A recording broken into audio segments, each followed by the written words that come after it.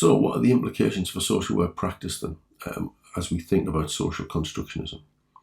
Well, social constructionism recognises the importance of a much more fluid and artistic form of knowledge,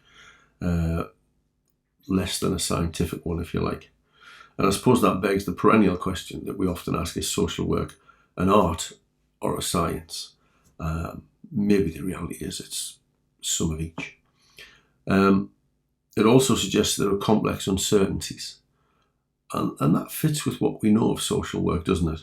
We know that people live in complex lives with complex minds in complex environments. So social work is not merely the exercise of technical rationality.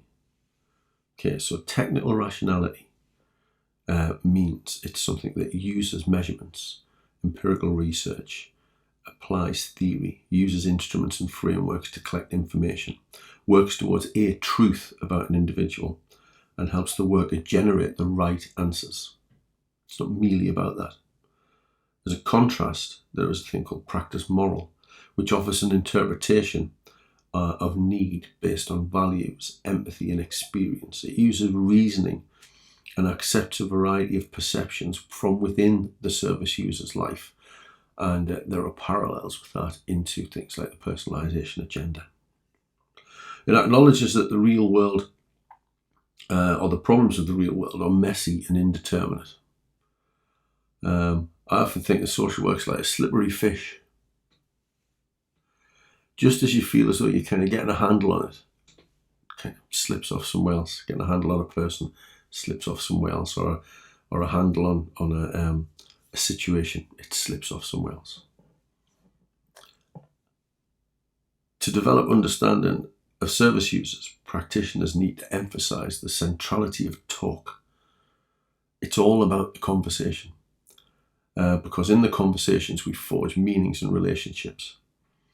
It underpins some key social work ideas that get explored in other places. Some of those that it underpins are things like a strengths-based approach, seeing the world the way the service user does and drawing on what they bring. It underpins things like solution-focused approaches, which seek to achieve the same thing, and narrative approaches that help social workers explore people's lives through having them tell their stories.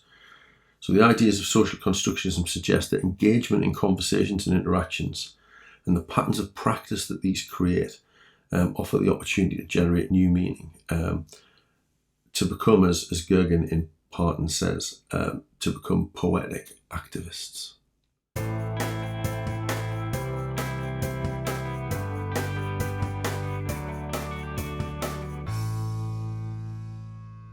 So, taking such an approach from this theoretical position, social constructionism, helps practitioners identify the significance of the complexity of a situation and whatever power is at play there.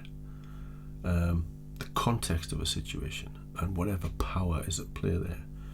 And the process that's going on and the power that's, evident in that as well. Power permeates all of those areas. It considers the notion of reflexivity, doesn't it? It helps us realise that things aren't fixed. So being reflexive, having an ability to examine your own beliefs and practices and adjust them kind of in the moment towards people is really important. It's emphasising and recognising that there's a range of possibilities of it for understanding a situation and developing different responses based on the reality of the person, the reality that they're constructing. And hopefully that creates a collaborative kind of approach to creating some sort of meaning. There's a role for reflection there as well, after the event, before the event.